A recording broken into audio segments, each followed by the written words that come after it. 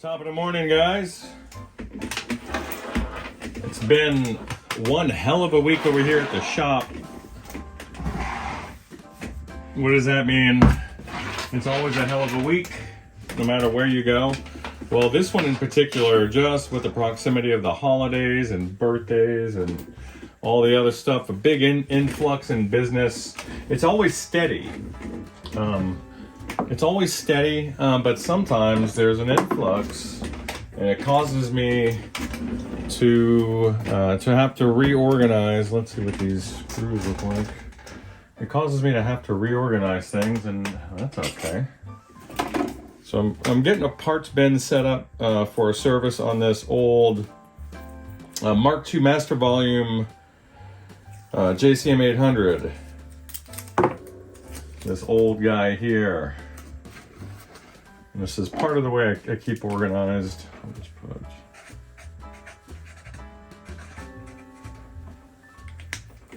a scribble on there, and then it'll go with the other parts bins. We're gonna pretend like we don't see this quad of somewhat recent looking JJs, at least going by the thickness of the silk screening. Let's get these tube shields off, because we're going to be playing with them. This is pretty clean as far as these old guys go. There's a little bit of evidence from a spider web there. That's okay. We don't care about that. Let's see, the fuse holders, one of them doesn't appear to be touched at all. The other one's a little chewed up. On the mains, that 2 amp fuse sitting on the mains, looks like someone used an inappropriately sized driver to hit it. So what am I going to do? We're going to, first of all, get a power cord. We'll connect it to a current limited supply, and let's see what the wall voltage is looking like today. We're running about 114 volts off the wall. We're going to juice it up to 120 is what we're going to do. Why are we doing that? Well, because we're gonna. Why not be proactive?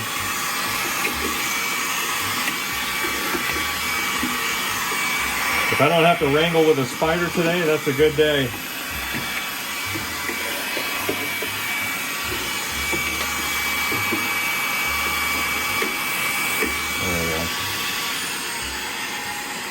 There we go. And everyone should have a shop vac of any sort, of any form. This reminds me, the sound of that, of the tube shields clanging. I'm a little late on announcing the annual Christmas giveaway. We're gonna have a drawing of sorts. Using a random comment selector, an online tool. We're sort of like last year's, if you weren't around then, I'll tell you, where I just took an item out of the shop that garnered some comments and maybe some appeal, and I'll just give it away. If you're in Zimbabwe, if you're on the Ivory Coast, if you're in the United Kingdom, if you're in Switzerland, if you're in the United States on any coast, if you're in good old Canada or elsewhere, if you're in El Salvador, if you're in Papua New Guinea, if you're in the Azores, if you're in the Sandwich Islands, if you're in the Mariana Islands, I'm not just naming islands that have a lot of geo-activity. If you're anywhere and you catch this channel and you catch that little giveaway, and you are selected by the random online tool, then I'll get it over to you. No questions asked. Well, what's it gonna be? Is it gonna be something of value that I can put on eBay, or I don't know. I just don't know. I don't know what it's gonna be. It's probably gonna be kind of small and handy, and I'll be honest with you. Why? Well, because I don't have a lot of money to be shipping stuff around, and it's just a little piece of shop memorabilia. You know, I'll tell you what I wish I could send you is I wish I could send you guys my gnarled up index finger and get that thing out of here. I'd like to do that. I'll start playing again and actually using this thing. That would be great, wouldn't it? Yes, it would. And a weird thing happened, and Brad, I think this was Brad over at the Guitar Garage. I know there's two relatively famous Brads in our little world.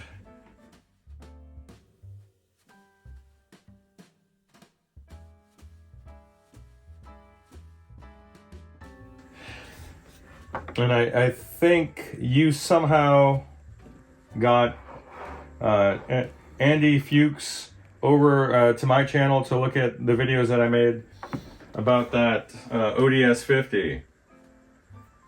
And dude, that was way cool that he swam by and left a comment. That was way cool. But I tell you what wasn't cool. What wasn't cool is the fact that I was not ready for that guy to be coming around. It's like, imagine if you have, I don't know, like somebody that, imagine if somebody that you give a damn about, imagine if they just swing by your house or your apartment or condo or whatever, and your cat has taken a dump on the kitchen floor or something is out of sorts, and you're just not ready to receive company, especially ones that you hold in such high esteem. Imagine that's you, and that's sort of how I was. When I was doing not even a technical walkthrough, just a cursory walkthrough of some of the features on this amp, because that was completely alien to me. I've never beheld one in person. And I was decaffeinated. I have so many excuses for why I sounded like a bumbling idiot. I was not ready for that dude to look at a video covering a piece of gear that he knows every single thing about. And he's probably like, my God, man, that's not what that does. That's not what that is. That's not what I was thinking, you know? But I don't know. I don't know. It was kind of exciting. I'll be honest with you. I do not get starstruck. None of that stuff happens. There was only one time that I ever felt like that. And that was one other time. And that was when I was living in West Hollywood. I had just moved from Louisiana, and I was with my girlfriend at the time, and we were having breakfast out off of Santa Monica Boulevard in West Hollywood, right? And I thought I saw Mike Rowe from Dirty Jobs at an adjacent table. I kept on staring at him, and then the guy started becoming visibly annoyed that some random guy was just eyeballing him, trying to be subtle. It was not him. When he had left his table with his little gang, he had gotten closer, and I had to make a very awkward apology. Like, look, dude, I know you saw me eyeballing you. I thought you were someone else. I'm so sorry. And he started laughing because he says he gets that all the time, and it wasn't Mike Rowe at all. But I was just, I don't know, that's the other time that I felt like that. And, well, there you have it.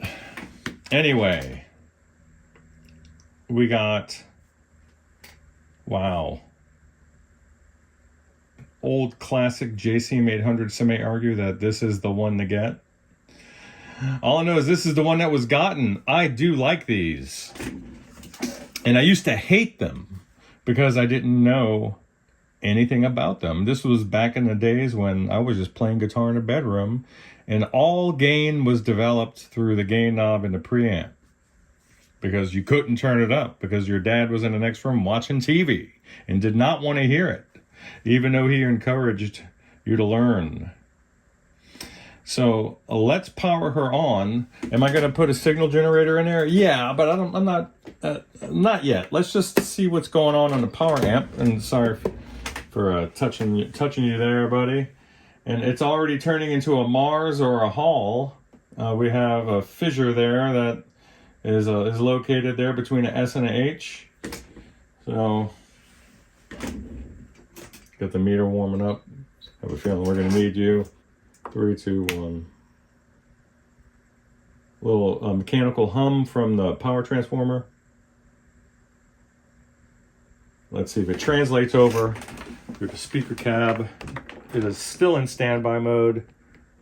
We are on the 4 ohm setting and 120 volt setting for that primary. And just hearing very small amount of hum. It's got all the controls down. What I thought was a gritty control is not any sort of grit. It's just because the knobs are pushed a little close into the faceplate and they're kind of grinding a little bit.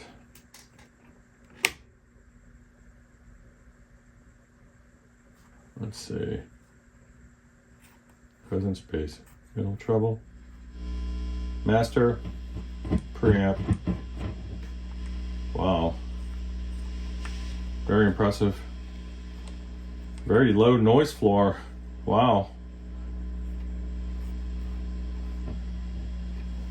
And what's the current limiting bulb telling us? We have a nice orange glow along the filament. This is a 200 watt bulb that I'm using. The bulb is happy, I'm happy. Pardon me.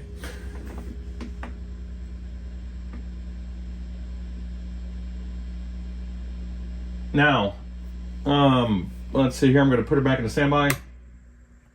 Then off.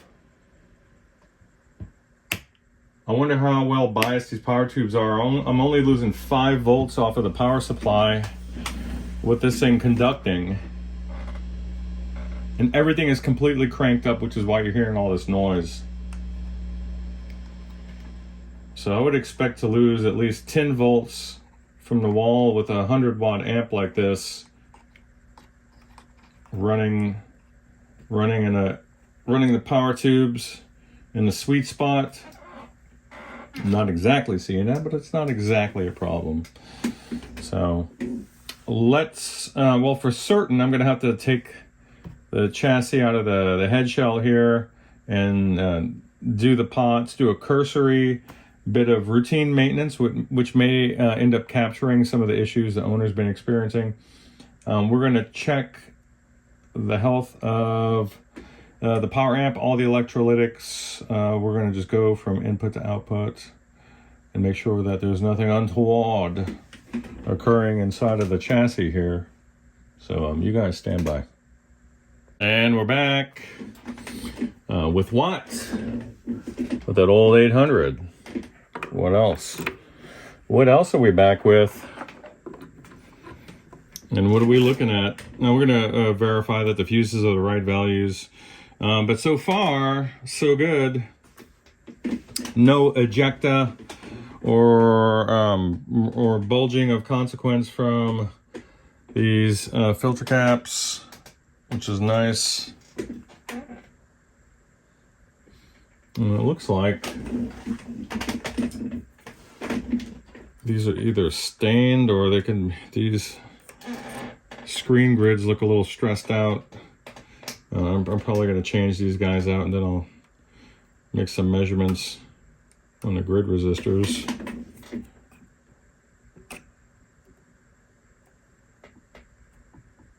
All right, so why don't I go ahead and make a move on the power amp here and check for ripple. We'll switch over to AC volts. Let's get this going.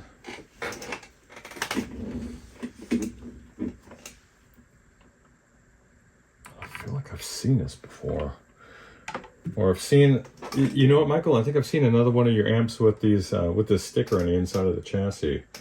Or it might be one of your other goons out there. I'm not sure. All right.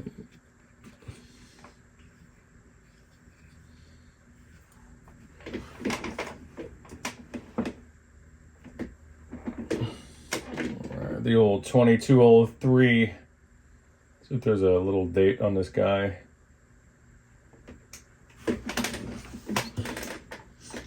Let's see one. So let's check the preamp node. Let's go right over to the plates.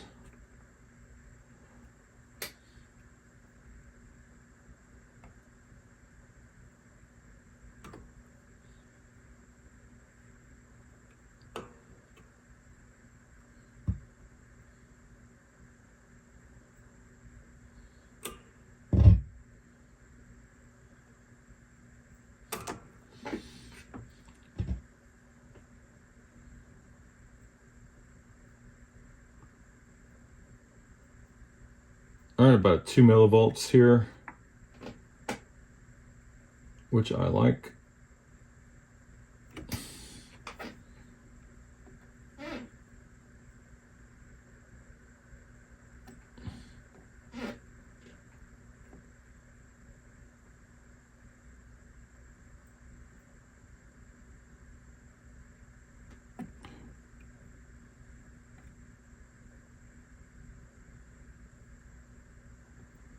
About 1 millivolt there.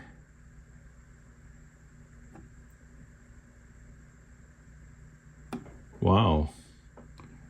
These little LCRs hold up. I like it. Let me put the bias meters on it and find out why the current draw at least appears to be superficially there.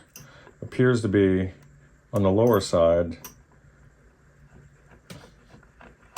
Usually you're smelling glass at this point.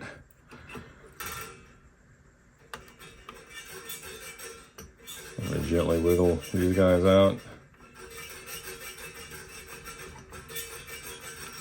Yes, EL34s.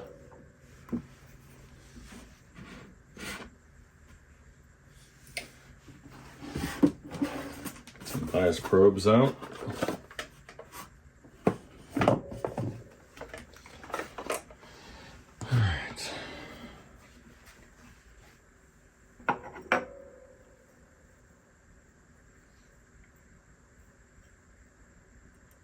I like to load the tubes on first, so I can kind of minimize trauma to the tube sockets, for what it's worth.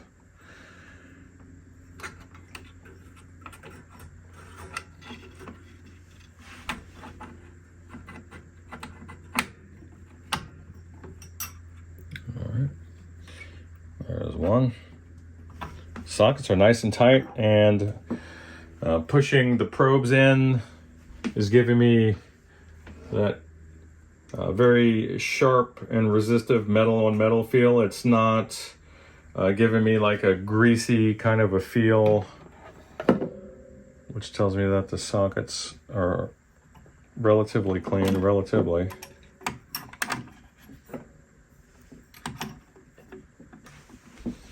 You want to be careful where you touch, because there's probably quite a bit of voltage remaining in the caps. And I don't know if I could bring these meters out. Actually, yeah, I could probably bring them through the bottom here and give you guys a peek so you can see what I'm looking at. Yeah, I can do that. Nice. Sometimes it works out like that. I appreciate you guys hanging out with me today. One of these grommets hasn't been properly seated in the factory. The iron is all in factory. It doesn't look like this thing was ever serviced. I'm going to want to change the grid caps on the phase inverter and the bias caps. And I'll just check the health of everything else while I can. These boards are very easy to service, thankfully, and we'll just take it from there. It's literally only held up by the spring tension from the leads below and the pots themselves from the front panel side. So not too difficult to get these moved around, but you don't want to move them any more than you have to. Just like with anything else out there. So you want to disturb things. So let's get her going. Nice.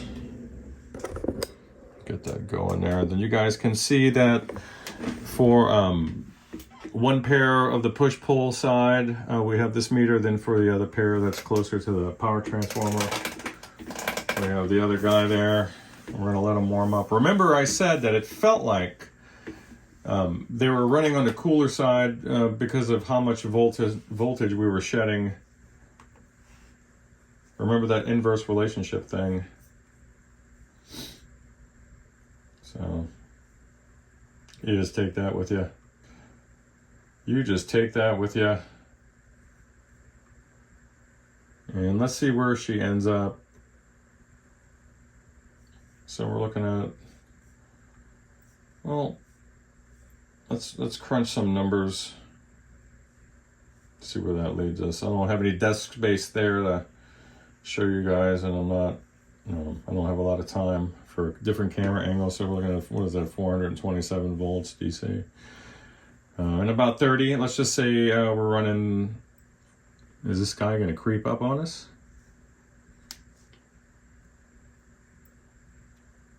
Small wiggle. And I'm not gonna sweat over 3 milliamps. That's not bad. So, a little on the cooler side. I mean, we're probably coming in around 55%. Most guys running these between 60 and 70 perhaps. I would probably run them up to 35, maybe 40. Might be looking at a case where you just leave well enough alone. This is fine, so leave it alone. So I like what I'm seeing there. Let's look at perhaps, let's look at getting these screen grid resistors changed, and then we'll have a look at getting this circuit board flipped over so we can address the phase inverter coupling caps, where I'm talking about C16 and 17 for you nerds out there, and C19 and 20. I will give you guys a quick update then. Bye. All right, so I've just removed the front panel hardware. It feels silly that I didn't mention that these two guys were changed, and it was super obvious and just staring me right in the face. That's that. The middle and the base control, that 1 meg, and which this one rated at 20. This one says like 20K. So let's go part shopping. All right.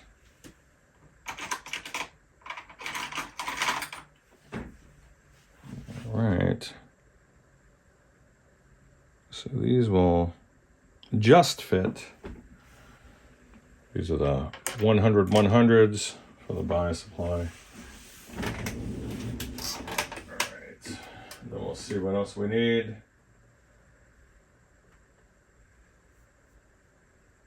Alright.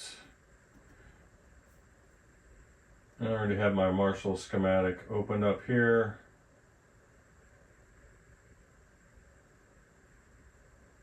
So let's take a look.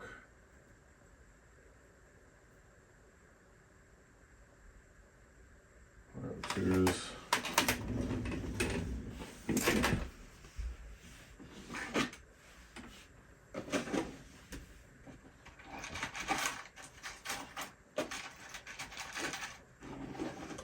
I really like these Panasonics ECQs for this type of great signal caps. My God, really good signal caps. So here's a little something that I like to do.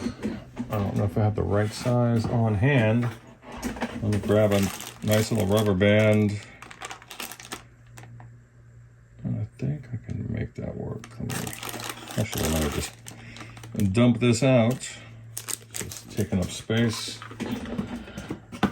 What I do typically is I will gently move the circuit board this way.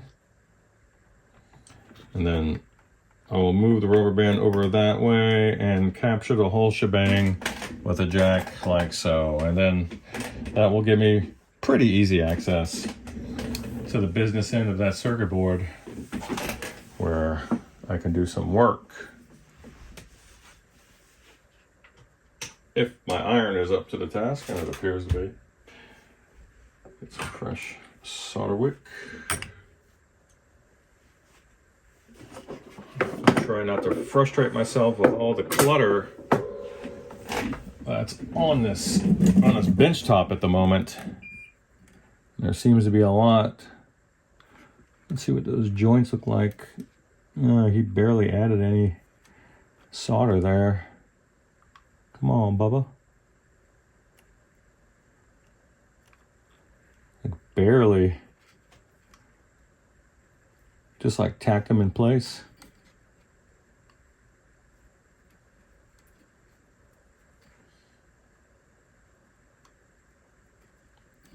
There we go.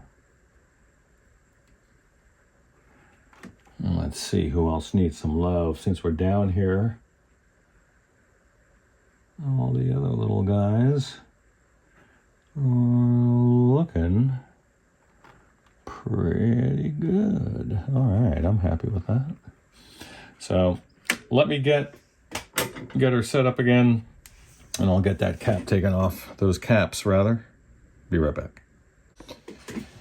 All right, so that's that. Oh, that looks nice. I like it. I like it a lot. So we are gonna make sure that there's no corrosion or anything that might be impeding the path of a nice ground connection. So it's looking like there's just a little bit of funk there that I will get to quickly remove with some isopropyl alcohol. Yes, that's a lot better. It looks like there was a liquid spill through the top. You know how people set their drinks on top when they're playing. Nothing big. This thing is in a pretty good shape, I'll tell you. And I measured the screen grid resistors. They're a little stressed on this side, so maybe a prior pair of tubes had gone a bad way. So we'll take care of that. There we go. And they're going to line up nicely. I'm actually gonna remove this board again. I forgot. I'm gonna clean these threads out and some of the hardware on the backside that I don't like the looks of. And I will be right back. Bye. All right, so I'm pretty happy. All right, so we have your new bias filter caps there, and then the phase inverter coupling caps. And we're going to remeasure bias here, and we will we'll season the taste, won't we? Yes, we will. So let's get her powered up and see if we can do just that. And the reason why I'm doing this is because sometimes when you have two of these meters hooked up, these are the Eurotubes meters. You have to power on and off a couple of times to get them both to boot up. So remember, we were at 29 and rather we were at like 30 and 33 milliamps respectively. Just keep that in mind, and we're going to see where we are now. Let's see if those new caps are supplying any additional juice, or we're maybe holding down a pair.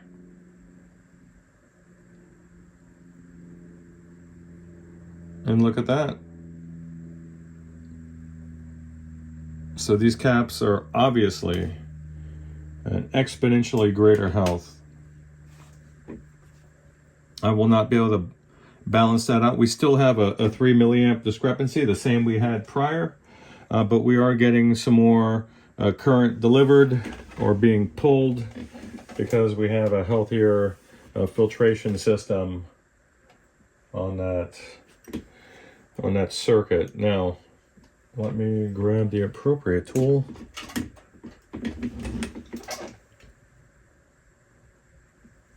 And let's make sure this is just a wiggle.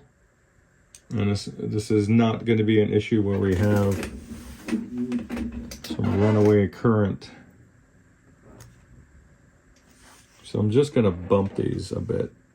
And then I'm going to let these burn in.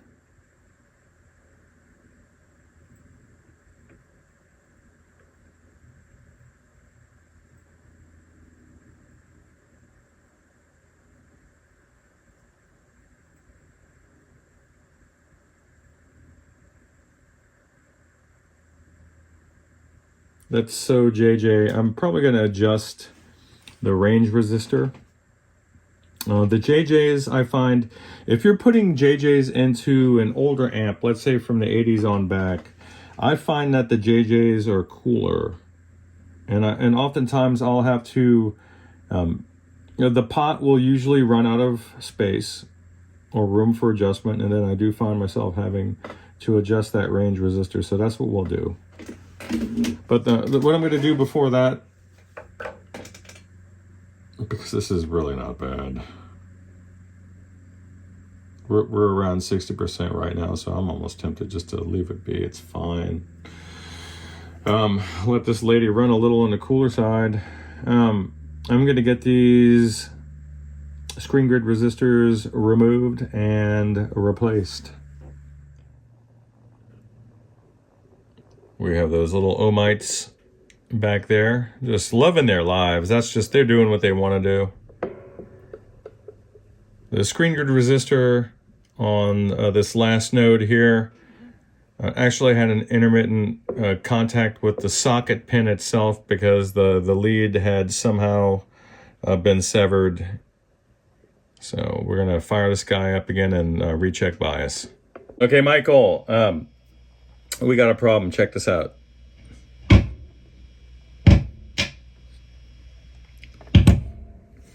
All right. So it looks like, let me see which one this is. Stand by, let me move the camera for you. All right, Michael, so it's hugely disappointing for me to bring you this kind of news. You have like 3 or so broken bits inside of your socket on the female end of the pins. Just completely broken. I'm trying to do this through the camera lens. Look at that. Oh, that's still connected, but this guy is not. You can see on the opposite end that's that jumper. But look at this guy, disconnected. This guy, and again, is completely disconnected. But I could just pull that out with the pick here.